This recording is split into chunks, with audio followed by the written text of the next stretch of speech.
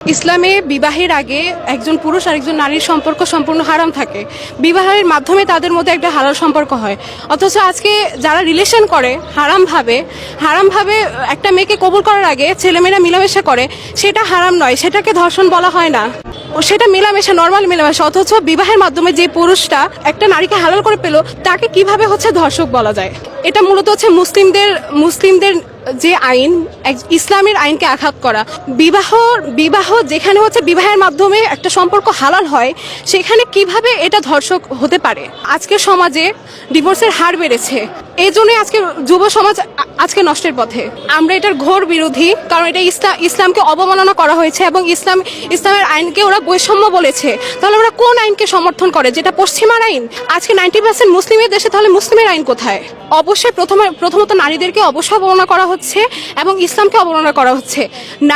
নারী হচ্ছে ঘরের জন্য তৈরি, সে ঘরে থাকবে, তার হাজবেন্ডের কথা শুনবে, আদেশ পালন করবে, তার সন্তানকে লালন পালন করবে, তার পরিবার দেখাশোনা করবে।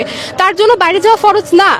একান্তই যদি সমস্যা থাকে, তার জন্য কোনো পুরুষ মাহরাম না থাকে, তাহলে সে বাইরে যেতে পারে, সেটা শরীয়ত অনুমতি দেয়। কিন্তু আজকে পুরুষদের ঊর্ধ্বে গিয়ে নারীদেরকে যেভাবে নারীর অধিকারের মাধ্যমে যেভাবে সমাজের অবনতি ঘটানো হচ্ছে, সেটার আমরা ঘোর বিরোধী।